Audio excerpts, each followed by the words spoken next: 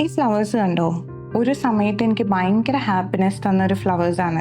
I received it for my birthday and now I wanted to keep it for ever because it's a simple of love.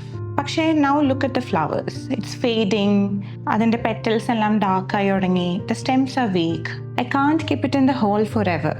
And that reminds me about something, about grief. പല ബന്ധങ്ങളും, maybe it's a relationship, maybe it's A part of your self, may be it's something else. ഇതെല്ലാം നമ്മുടെ ഒരു ലവെന്നും കണക്ഷനിൽ ഒക്കെയാണ് തുടങ്ങണേ. പക്ഷേ unexpected ആയിട്ട് ചിലപ്പോൾ പല നഷ്ടങ്ങളും നമുക്ക് വരാം. Just like what happen in that airplane crash.